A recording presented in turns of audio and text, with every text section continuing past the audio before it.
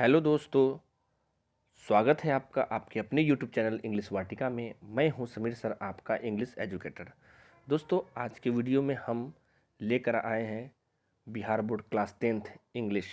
ये दोस्तों हम कंटिन्यू करेंगे 100 वीवीआई ऑब्जेक्टिव क्वेश्चंस जो अभी हम लोग इंग्लिश रीडर पार्ट 2 से कर रहे हैं। दोस्तों, मैट्रिक कैंडिडेट के लिए क्वेश्चंस काफ़ी इंपॉर्टेंट है और इंग्लिश रीडर पार्ट 2 का आज हम लोग देखने वाले हैं पार्ट 2।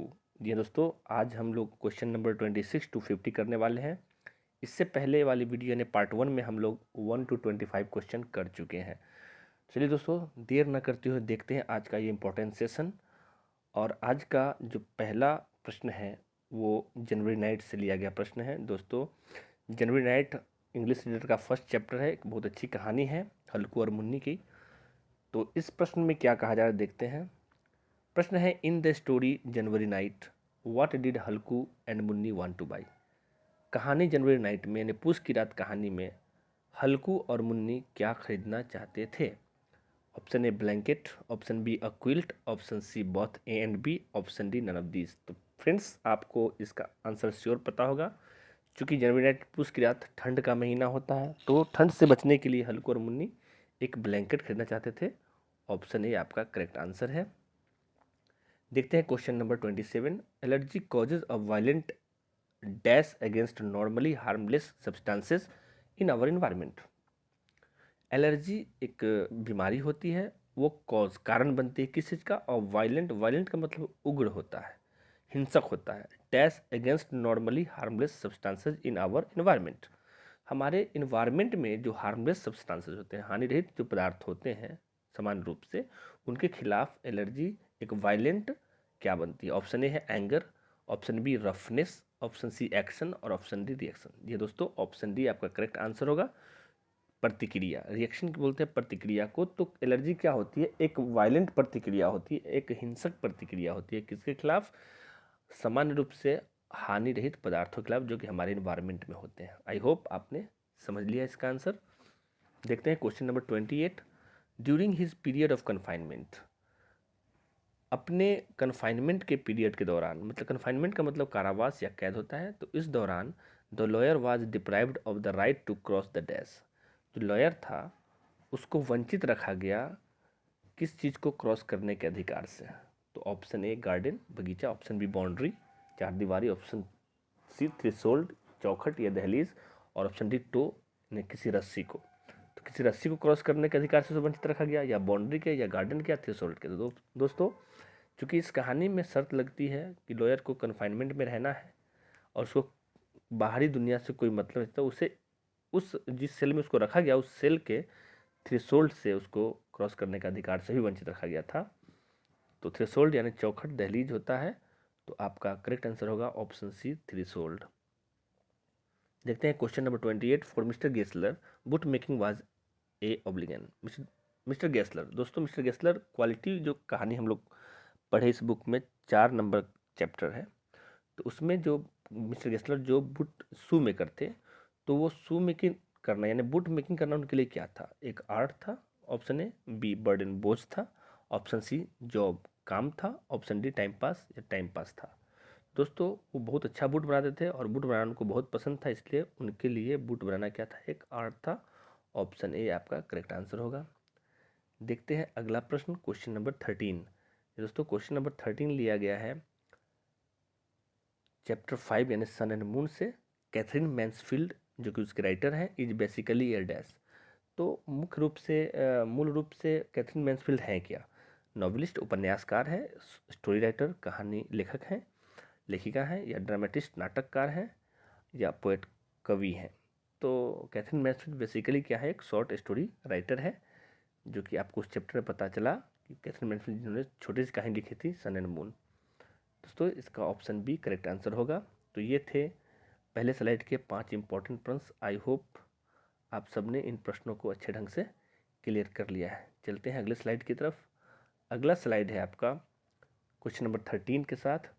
तो क्वेश्चन नंबर 31 जो है, the daughter asks her mother, daughter asks her mother why she is not able to attain the satisfaction her mother experienced in her life, her dash life. दोस्तों ये जो क्वेश्चन है इसके बारे में जानते हैं थोड़ा सा कि ये क्वेश्चन टू हॉरिजॉन्स चैप्टर से लिया गया है, बीना पानी महंती का लिखा हुआ। ये लेटर फॉर्मेट में एक स्टोरी है जो कि एक लेटर डॉटर अपनी माँ को लिखती है और माँ अपने डॉटर को से जवाब रिप्लाई करती है। दोस्तों इसमें डॉटर जो है, बेटी जो है, पूछती है अपनी माँ से कि why she is not able to attend, वह क्यों उस चीज़ को प्राप्त करने के योग्य नहीं है, उस सेटिस्फेक्शन को, उस संतुष्टि को प्राप्त करने के योग्य नहीं है जो उसकी माँ ने एक्सपीरियंस किया अपने किस प्रकार के जीवन में। तो लॉन्ली जीवन में, लॉन्ली लाइफ में, option A, be married life में, सी विडोड लाइफ में, और डी शॉर्ट लाइफ में। तो दोस्तों चूँकि डॉटर मैरिड है और वो अपने परिवार में सही से मतलब रह नहीं पा रही है, तो उसी दुख को वो बयान करती लेटर में, तो वो अपनी माँ के मैरिड लाइफ से तुलना कर रही है। तो ऑप्शन बी मैरिड आपका करेक्ट आंसर होगा, मैरिड लाइफ। देखते हैं next question 32। The author went to his ex girlfriend's marriage unescorted by his dash. तो दोस्तों ऑथर लेखक गया अपने एक्स गर्लफ्रेंड, वैसा गर्लफ्रेंड को एक्स गर्लफ्रेंड बोलते हैं जिससे प्रेम संबंध खत्म हो जाता है, तो वो एक्स गर्लफ्रेंड की शादी में गया ऑथर अनएस्कॉर्टेड बाय हिज डैश। अनएस्कॉर्टेड का मतलब अनुरक्षित, जहाँ पे जाना सुरक्षित न हो, तो वहाँ गया अपने किसके, अनएस्कॉर्टेड से, तो वाइफ यानी पत्नी के, पेरेंट्स माँ बाप के, सी चिल्ड्रन बच्चों के, और डी सिस्टर बहन के। तो दोस्तों ऑथर अब की शादी तो ऑलरेडी पहले हो चुकी थी, तो वो किससे एस्कॉर्टेड हुआ, अपनी वाइफ से। तो ऑप्शन ए आपका करेक्ट आंसर है। और ये जो क्वेश्चन है वो आपका इंग्लिश रीडर के अंतिम चैप्टर लव डिफाइल्ड से लिया गया है, जो कि एक लव स्टोरी है। देखते हैं अगला प्रश्न, क्वेश्चन नंबर 33। फिर से हम लोग चैप्टर 1 से क्वेश्चन ले रहे हैं। Halku and Munni were always in. Halku और मुन्नी जनवरी नाइट के करेक्टर, मेन करेक्टर हैं दोनों। ये दोनों हमेशा डैश थे, क्या थे, किस में थे, डेट यानी कर्ज में थे, नीड जरूरत में थे, पेन दर्द में थे, या कंफर्ट आराम में थे। दोस्तों मुन्नी और हल्कू हमेशा कर्ज में ही रहते थे, चूँकि वो टिनान फार्मिंग करते थे तो उनको कर्ज कभी चुकता ही नहीं था। तो ऑप्शन ए आपका करेक्ट आंसर है और काफ़ी इंपॉर्टेंट क्वेश्चन है, याद रखेंगे। हल्कू और मुन्नी हमेशा डेट में रहते थे यानी कर्ज में रहते थे। देखते हैं question number 34। Allergy is a dash. Chapter 2 allergy से पूछा गया प्रश्न है, allergy is a dash of the human immune system. मानव जो इम्यून सिस्टम है उसमें एलर्जी क्या है, तो डिजीज है, रोग है, या सिम्टम लक्षण है, या माल फंक्शन खराबी है, या मिस कैलकुलेशन अशुद्ध गणना है। तो दोस्तों माल फंक्शन का मतलब खराबी होती है। एलर्जी क्या होती है, हमारे मानव के जो इम्यून सिस्टम होती है, रोग रोधी क्षमता जो होती है उसमें वो खराबी होती है, वही एलर्जी होती है। तो ऑप्शन सी आपका करेक्ट आंसर है।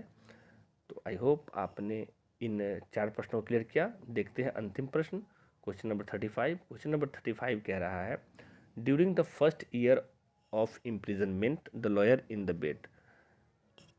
मतलब अपने इम्प्रिजनमेंट के, लॉयर अपने इम्प्रिजनमेंट के, जो कारावास के पहले साल के दौरान, जो वेट में लॉयर अपने इम्प्रिजनमेंट में जाता है, कैद में जाता है शर्त के मुताबिक, तो शर्त के मतलब कारावास के पहले साल के दौरान वो क्या होता है उसके साथ, वो सफ़र ट्रेवली करता है, बहुत भयानक रूप से वो पीड़ित होता है, या बी इंजॉयड हैप्पीली, बहुत खुशी से इंजॉय करता है, आनंद लेता है, एट हेवली, या ज़्यादा खाता है, बहुत खाता है, या listen to the music, option D गाने सुनता है, म्यूजिक संगीत सुनता है। दोस्तों वो पहले दौरान तो ज़्यादा सफ़र होता है, तो सफ़र होने का मतलब ज़्यादा पीड़ित होता है, तो आपका ऑप्शन करेक्ट ए होगा। Option A is the correct answer है कि अपने कारावास के पहले साल में वो जो राइटर होता है वो ज़्यादा सफ़र होता है, बुरी तरह पीड़ित होता है लोनलीनेस से, अकेलापन से। तो ये थे इस स्लाइड के 5 प्रश्न। आई थिंक आपने समझ लिया है। बिना देर करते हुए बढ़ते हैं अगले स्लाइड की तरफ। अगला स्लाइड यानी क्वेश्चन नंबर 36 आपके सामने है। क्वेश्चन नंबर 36 कह रहा है, the young man admitted that mister Gessler was the best boot maker in. Quality से लिया गया प्रश्न फिर से आ गया। तो युवा आदमी जो राइटर है, नरेटर है, वो इस बात को मानता था कि mister Gessler was the best boot maker, वो सर्वश्रेष्ठ सर्वोत्तम बूट मेकर था इन डैश, कहाँ का, बर्लिन का, पेरिस का, टोक्यो का और लंदन का। तो दोस्तों वो लंदन का सबसे बेस्ट बूट मेकर था, क्योंकि वो रशियन था लेकिन लंदन में आकर वो बस गया था अपनी दुकान की वजह से। तो उस लंदन का वो सबसे बेस्ट बूट मेकर था। ऑप्शन डी आपका करेक्ट आंसर है। देखते हैं question number 37, how did the author know mister Gessler. फिर उसी चैप्टर से लिया गया प्रश्न है कि मिस्टर गेस्लर को ऑथर ने, लेखक, कैसे जानते थे, किस रूप में जानते थे। तो एज एन आर्टिस्ट, एक कलाकार के रूप में, as a professional shoe trader, एक व्यावसायिक जूता व्यापारी के रूप में, एज ए कमर्शियल आर्टिस्ट, एक वाणिज्यिक कलाकार के रूप में, या नन ऑफ द इनमें से कोई नहीं। तो दोस्तों चूंकि आर्ट था उनके लिए बूट बनाना जेस्लर के लिए, तो मिस्टर जेस्लर को ऑथर एज एन आर्टिस्ट मानते थे, एक कलाकार के रूप में मानते थे। ऑप्शन ए आपका करेक्ट आंसर है। देखते हैं question number 38, in the story sun and moon. Sun and moon कहानी में सन वाज वेरी, सन जो बेटा था वो बहुत डैश था, क्या था, हैप्पी था, खुश था, एंग्री गुस्सा था, अपसेट उदास था, मतलब निराश था, एक्साइटेड उत्तेजित था। तो दोस्तों उस कहानी में सन जो बेटा है वो हमेशा अपसेट हो जाता है कंडीशन देखकर। तो ऑप्शन सी आपका करेक्ट आंसर है, ऑप्शन सी। देखते हैं क्वेश्चन नंबर 39 कह रहा है in the story sun and moon. फिर सन एंड मून से लिया गया प्रश्न है, who got scolded at the end of the story. तो किसको डांट पड़ती है कहानी के अंत में। तो दोस्तों सन को ही डांट पड़ती है, क्योंकि सन ज़्यादा अपसेट होता है। तो sun only, moon only, both sun and moon, none of this. तो मून को तो डांट नहीं पड़ती है, इसलिए ऑप्शन ए आपका करेक्ट आंसर होगा, सन ओनली। मैंने कहानी के अंत में सन को डांटा जाता है। देखते हैं अगला प्रश्न इस स्लाइड का, question number 40, according to the mother a sense of dash can not be bought or gifted to someone. दोस्तों माँ के अनुसार, फिर से टू होरिजन से लिया गया प्रश्न है कि माँ के अनुसार a sense of dash can not be bought or gifted to someone, मतलब सेंस ऑफ डैश कहने का मतलब उसमें लॉस, सेंस ऑफ लॉस होना चाहिए, या सेंस ऑफ गेन होना चाहिए, या सेंस ऑफ सैडनेस, या सेंस ऑफ फुलफिलमेंट। तो देखिए दोस्तों सेंस का मतलब अनुभूति होती है, और हानि की अनुभूति, या प्राप्ति की अनुभूति, या उदासी का अनुभूति, या पूर्णता की अनुभूति। किसी से न लिया जा सकता है, न किसी को गिफ्ट दिया जा सकता है। तो दोस्तों ये आपका फुलफिलमेंट, आपका ऑप्शन डी आपका करेक्ट आंसर होगा, फुलफिलमेंट। क्योंकि एक प्रकार की जो पूर्णता होती है इंसान के अंदर, पूर्णता की जो अनुभूति है वो न कहीं से खरीदा जा सकता है और न ही किसी को गिफ्ट किया जा सकता है। तो अकॉर्डिंग टू मदर, माँ के अनुसार, माँ ने उसको, अपनी डॉटर को ऐसा समझाया। तो ये थे इस स्लाइड के 5 प्रश्न, और I think you all got it well. देखते हैं नेक्स्ट स्लाइड के 5 प्रश्न। क्वेश्चन नंबर 41, टू हॉरिजॉन्स से ही लिया गया प्रश्न, फिर से उसी चैप्टर से लिया गया प्रश्न है, रिटन बाय बीना पानी मोहंती। चूँकि आपको पता है कि इसके लेखिका कौन है, Bina Pani Mohanty, has been translated into English by. तो इस चैप्टर को ट्रांसलेट किया गया इंग्लिश में किसके द्वारा। तो ये टू हॉरिजॉन्स दूसरी भाषा में लिखा गया, और इसको उड़िया भाषा में लिखा गया था, क्योंकि हम लोग ने पहले वीडियो में इस पर डिस्कस किया था, क्योंकि बीना पानी मोहंती एक उड़िया राइटर भी हैं। तो दोस्तों जब उन्होंने उड़िया भाषा में टू हॉरिजॉन्स लिखा, तो इस कहानी को ट्रांसलेट इंग्लिश में किया गया किसी तरह वो बताना है। तो महादेवी वर्मा के द्वारा किया गया, मानसून के द्वारा किया गया, जयंत महापात्रा के द्वारा किया गया, या शिव के कुमार के द्वारा किया गया। तो दोस्तों इस कहानी को जो ट्रांसलेट किया गया वो जयंत महापात्रा के द्वारा किया गया। जयंत महापात्र एक अच्छे राइटर है, वो बहुत सारी जो उड़िया भाषा की जो वर्क्स हैं उनको ट्रांसलेट किया इंग्लिश में। तो उन्होंने टू हॉरिजॉन्स को भी इंग्लिश में ट्रांसलेट किया, जयंत महापात्र ने।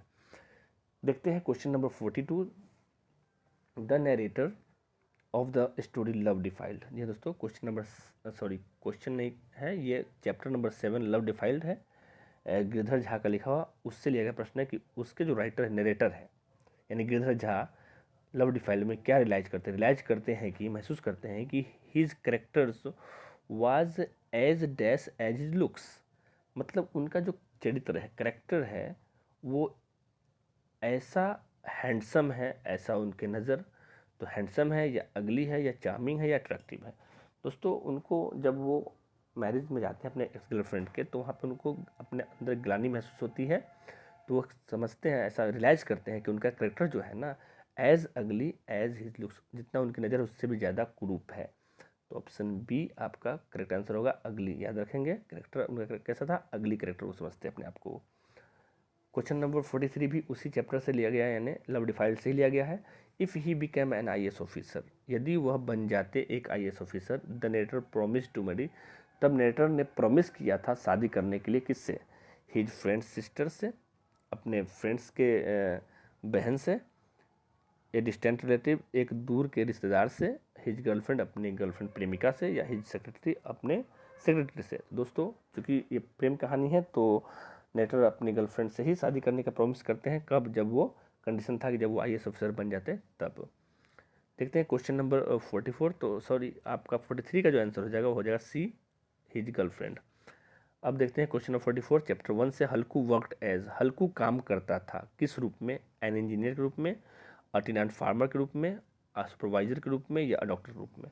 दोस्तों हल्कू एक टेनेंट फार्मर था, किराएदार किसान था, जो कहानी में हम लोगों ने देखा। तो ऑप्शन बी आपका करेक्ट आंसर है। देखते हैं अगला प्रश्न 45 कह रहा है एलर्जीन्स आर ऑफ डैश टाइप्स। ये दोस्तों एलर्जी जिससे होती है, एलर्जी पैदा करने वाले तत्वों को एलर्जीन्स कहा जाता है। तो ये एलर्जीन्स कितने प्रकार के होते हैं ये बताना है।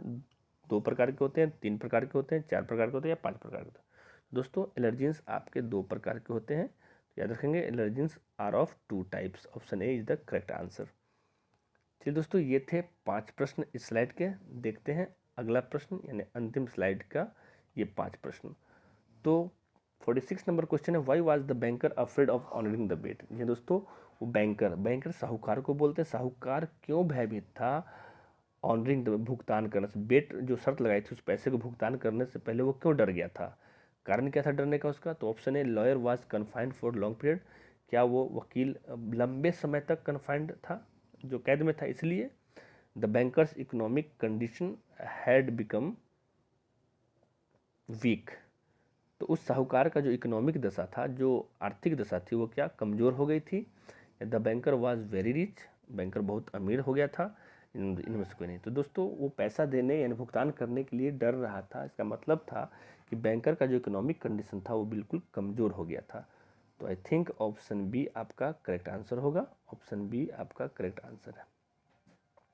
देखते हैं अगला प्रश्न, क्वेश्चन नंबर आपका 47 है, जेस्लर डाइड ऑफ, जेस्लर मरा किस कारण से मरा ये बताना है। तो जेस्लर जो मरता है वो कोलरा से मरा, ऑप्शन है, मलेरिया से मरा, कैंसर से मरा, या स्लो स्टार्वेशन से मरा। दोस्तों जेस्लर बीमारी से नहीं मरा था बल्कि भूखमरी से मरा था। ऑप्शन डी आपका करेक्ट आंसर है, स्लो स्टार्वेशन। तो मिस्टर गेस्लर जो मरा वो स्लो स्टार्वेशन से मरा था। अगला प्रश्न लिया गया है सन एंड मून से, the most fancy food item was the ice. Fancy का मतलब पसंदीदा, और फूड आइटम क्या था? उस जो पार्टी हुई थी उनके घर में, सन एंड मून घर में, तो उसमें जो सबसे फैंसी फूड आइटम था वो क्या था? तो आइस डैश, आइस का केक था, आइस की पेस्ट्री थी, आइस की पुडिंग थी, आइस की चॉकलेट थी। दोस्तों ऑप्शन सी आपका करेक्ट आंसर है, आइस की पुडिंग थी, आइस का हलवा था, वो सबसे पसंदीदा फूड आइटम उस पार्टी की। ऑप्शन सी करेक्ट आंसर है। देखते हैं question number 49, the mother in two horizons tells her daughter. दोस्तों टू हॉरिजॉन्स कहानी में माँ अपने बेटी से क्या कहती है? Never try to become an dash child, तो कभी कोशिश मत करो बनने की कैसा बच्चा? तो इडियट बच्चा, बी इनोसेंट बच्चा, सी इडल, और डी ऑनेस्ट। तो दोस्तों यहाँ पे माँ समझाती है अपनी बेटी को कि आप कभी भी इनोसेंट चाइल्ड बनने की कोशिश मत करो क्योंकि आप हो नहीं। तो ये बी आपका करेक्ट आंसर होगा, इनोसेंट।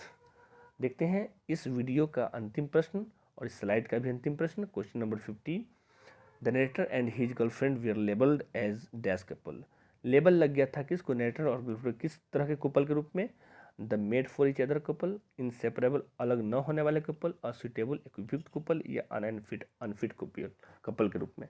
दोस्तों तो वो दोनों जो थे नरेटर और गर्लफ्रेंड लव डिफाइल्ड में, वो दोनों एक दूसरे को अपने आप को समझ रहे थे the made for each other couple, एक दूसरे के लिए बने कपल के रूप में।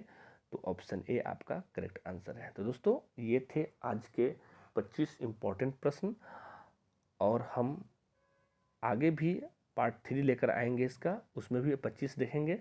फिर इसके 2 पार्ट आएंगे जिसके अंतर्गत हम लोग टोटल 100 प्रश्न देखेंगे ऑब्जेक्टिव इसी बुक से। चलिए दोस्तों पहले इसका आंसर का हम लोग स्क्रीनशॉट ले लें और अपने पास रख लें, फिर बार बार इस प्रश्नों को देखें और प्रैक्टिस करें। ये थे आज के इम्पोर्टेंट वीडियो। आई होप आपने वीडियो को लाइक किया। अगर सचमुच आपने लाइक किया तो आप बने रहेंगे हमारे अगले वीडियो के साथ भी, और शेयर करें, सब्सक्राइब करें, और जो आपके कीमती कमेंट है वो कमेंट करें। मिलते हैं फिर इसके अगले पार्ट यानी पार्ट 3 में। तब तक के लिए अनुमति दीजिए। बाय।